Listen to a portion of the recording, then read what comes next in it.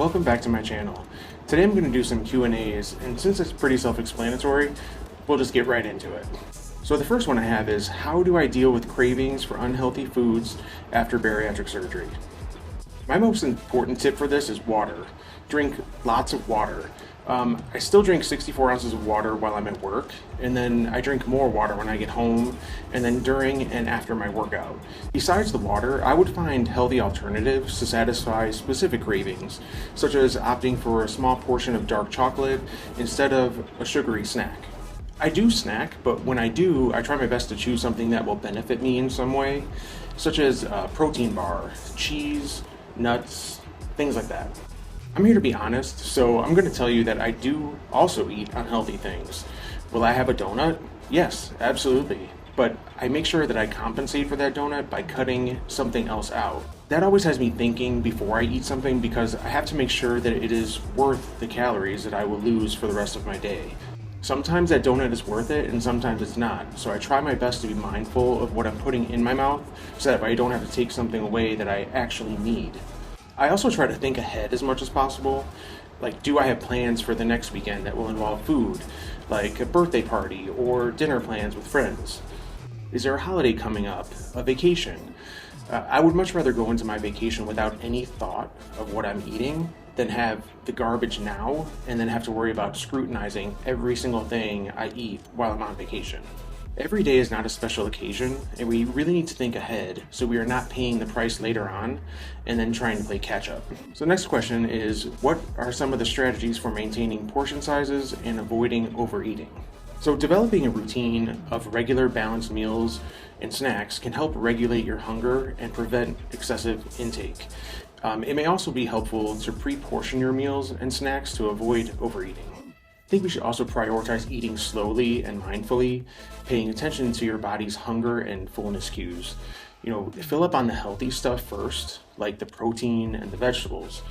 Honestly, I've eaten pretty much the same thing for 6+ years at this point. So for me, it's very easy to keep track. I have a protein shake in the morning, one for lunch, and a regular dinner, which is pretty much whatever I want.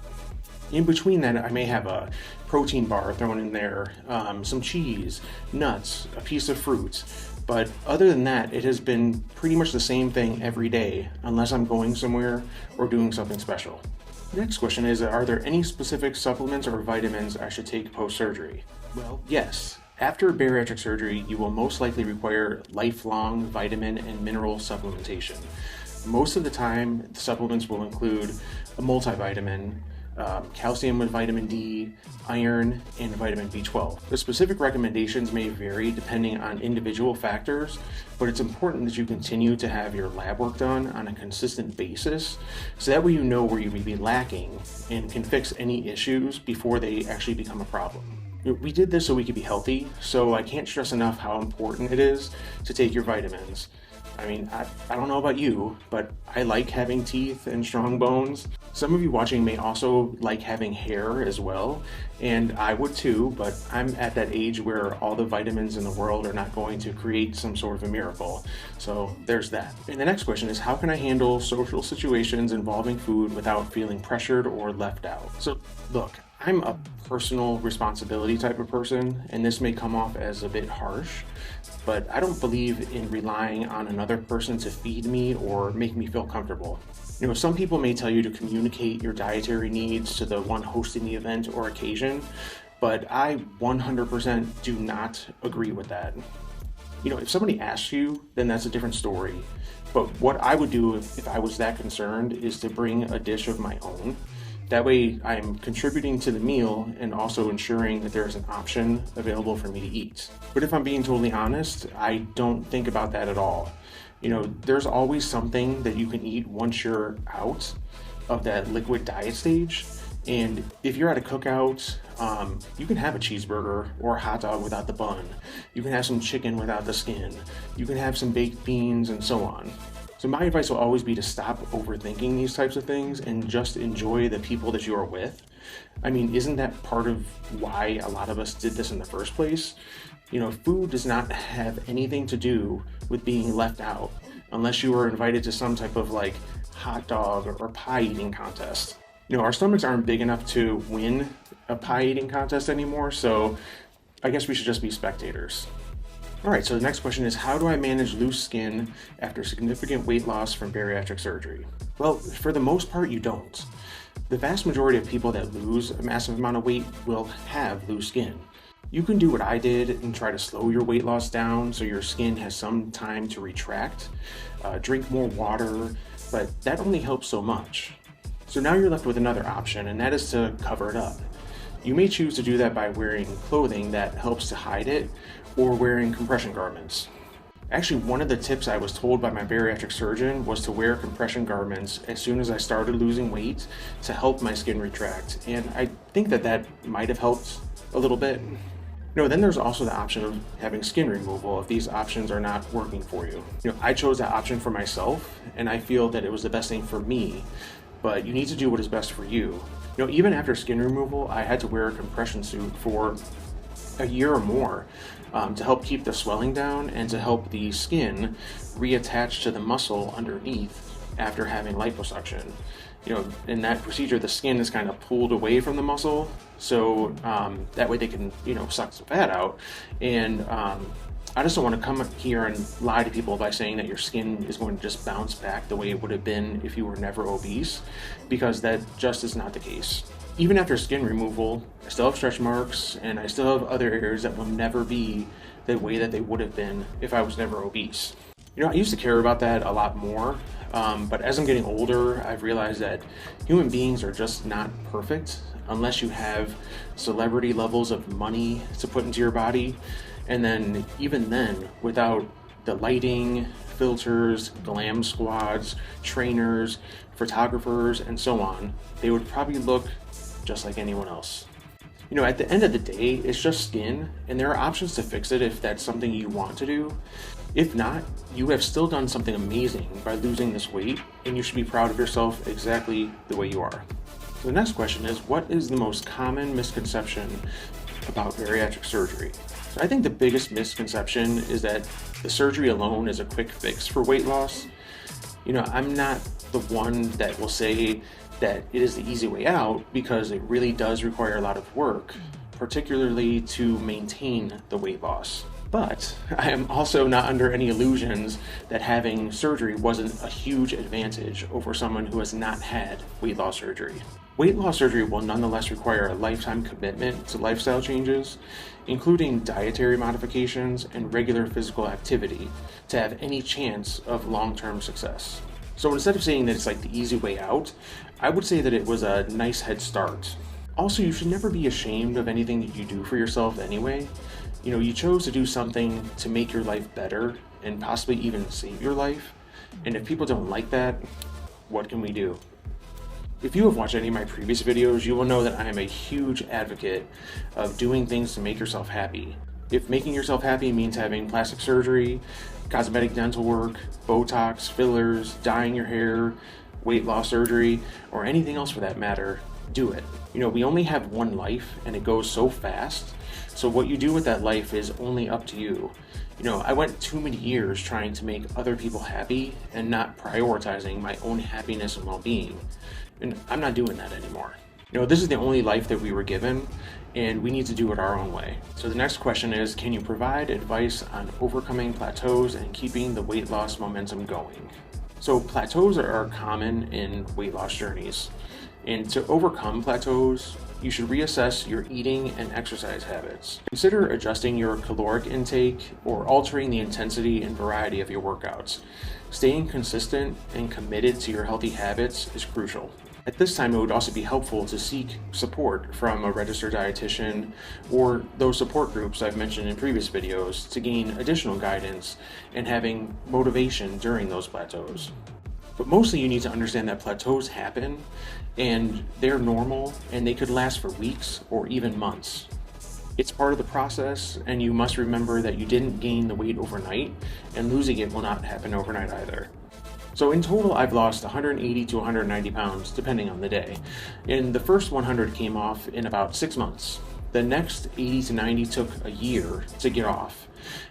It will come off. You just have to be patient and make adjustments. Sometimes it's just a minor adjustment to your workout routine or diet that gets the weight loss started again. So track everything and then adjust every so often until you see the scale starting to move again. Alright, so the next question is, how can I stay motivated and committed to my healthy lifestyle after the initial excitement wears off? It's normal for your motivation to fluctuate over time, so I would find activities that you genuinely enjoy doing. If you enjoy cooking, trying new healthy recipes may be something to keep you excited. Joining exercise classes or exploring different forms of physical activity, such as sports, may be your thing. Sports have never been my thing because I'm extremely uncoordinated, but I love working out now. And I never thought that I would, but now it actually kind of upsets me when I miss a workout. You should also surround yourself with a supportive network of friends, family, or fellow bariatric surgery patients who understand and can encourage you on your journey. Always remember your why and keep focusing on the positive changes and improvements in your overall well-being. Clothes are a big motivator for me, and as trivial as that may sound to some, buying something new motivates me to work out so I can look nice in whatever I just bought and also not outgrow it. We all have our own thing, and whatever that thing is that keeps you motivated is okay. I also want to remind people to not only remember your why, but remember the bad. Remember the embarrassing. Remember the sad. Remember the feelings of being left out. Remember missing out on so many things, and then use those memories to get mad. Get mad and get that fire under your ass so you don't get complacent. Successful people do not get comfortable. They keep pushing for more, and we can all push for more. There is not an end date to any of this. The next question is, are there any specific exercises or workout routines that are particularly beneficial for post-bariatric surgery patients? So engaging in any regular physical activity is beneficial for bariatric surgery patients, starting with low-impact exercises like walking, swimming, cycling, and then of course moving into strength training with proper guidance. Those are all good things for you to do. However, it's crucial that you consult with your healthcare provider or certified fitness professional who specializes in working with bariatric surgery patients. They can help design an exercise program tailored to your individual needs, taking into account your surgical procedure, your overall health, and any specific restrictions. And most importantly, find something that you enjoy doing, because you won't stick to anything that you are miserable doing. No matter what it is, as long as you're not sitting on the sofa, it's benefiting you. So the next question is, how can I handle negative comments or judgment from others about my weight loss journey? Alright, so I have dealt with negative comments about my body or weight since I was about 4 years old. So at this point, I just don't care what other people think. I think you should also consider the source, because most people that have anything negative to say should really be looking at themselves. I'm just saying. Remember that your weight loss journey is personal and unique to you. Surround yourself with people who actually uplift you and encourage you. Responding to people with confidence and assertiveness can help discourage negative comments. And if necessary, you need to establish boundaries and communicate that you appreciate their concern, but you're following the advice of an actual medical professional. So you need to focus on your own progress and well-being and the positive changes that you've experienced. And when it comes down to it, people are haters and can't stand when others are doing something to drastically change themselves or better themselves in some way, because they aren't. It's like the same thing with careers, romantic relationships, as well as your physical appearance. And we have to just let people live in their own issues and not allow them to drag us into their misery. So the next question is, how long does it typically take to adjust to new dietary restrictions and lifestyle changes after surgery? So the time it takes to adjust to new dietary restrictions and lifestyle changes can vary from person to person. Initially, it will take several weeks to adapt to the post-surgery dietary guidelines and then learn new eating habits. But over time, as you become more familiar with your dietary needs and develop a routine, it will become much easier. If I'm being totally honest, I would say that it takes a full year or more to get used to everything. You need to learn how to eat differently. You need to learn how to fit in an exercise routine, how to deal with people, learn how to socialize with people around food, make sure your lab work is okay, get your diet adjusted occasionally, therapy if needed, and so on.